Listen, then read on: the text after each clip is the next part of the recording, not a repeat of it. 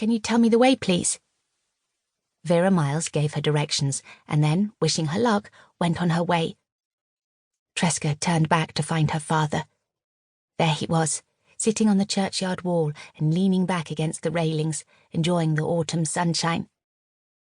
Tresca crossed the square to join him, irritated that he hadn't been doing anything more useful. "Come on," she said tersely. "I'd find out where we might find lodgings." "Oh, hasn't an old fellow have a rest?" "No, you can. And you're not old, you're just lazy." "No, he's not. He's an hard worker, you knows that." "Yes, I do," she replied, suddenly grinning as her love for this exasperating man broke through her annoyance. Emmanuel realized she was teasing and laughed back. "Cheeky so-and-so," he chuckled. "Let's find this here lodgings, and then us'll see about earning some money." They set out arm in arm and full of hope. Rounding the corner of the churchyard, they walked up the side of the imposing church.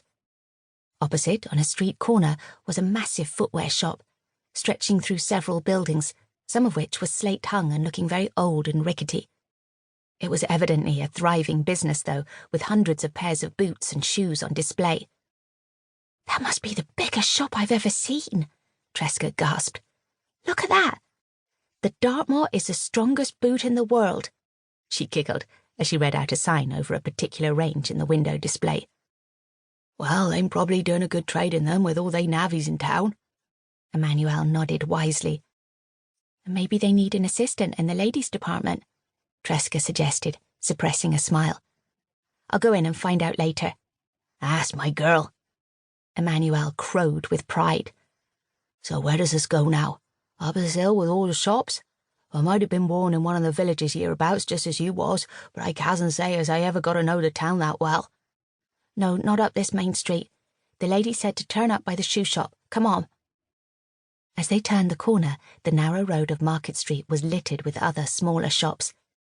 It quickly opened into the square Vera Miles had described, and Tresca noted it all with satisfaction.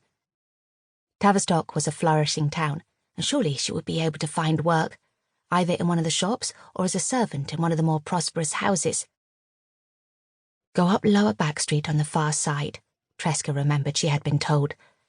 "And further up it turns into King Street and then Bannerwell Street."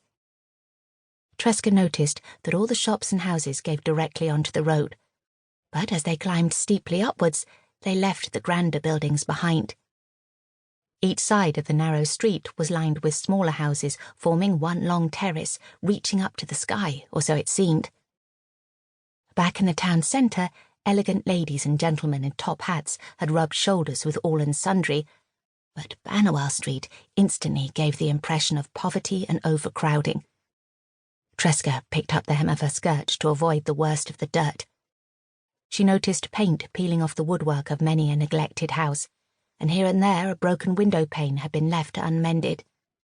Ragged children, some in bare, filthy feet, played in the street among the muck in the gutters and the horse dung in the middle of the road. Women loitered in the doorways, calling across at each other or yelling at their offspring as a rumpus broke out between some young boys. Tresca's optimism at once sank. It was an unfamiliar world, one she had never experienced before. To someone who had only ever known the quiet of a farmyard, the lowing of cattle or the bleating of sheep, the noise was horrendous. And the smell! Fresh manure with its good natural aroma was the worst odour she had ever come across. But here the stench of what appeared to be rotting vegetables hung in the air like a fog. A woman, arms folded across her stained apron, was gossiping with another lounging against the wall of a house. One of them stopped talking and stared at the strangers as they passed, and the other scowled as if blaming them for interrupting the conversation.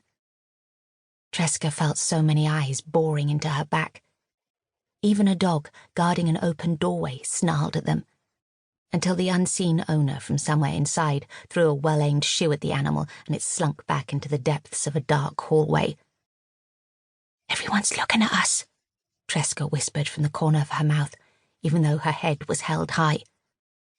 "Looking at my beautiful daughter," Emmanuel winked back, although Tresca could tell it was forced and that he was feeling as uneasy as she was. Oh dear, had they made a terrible mistake?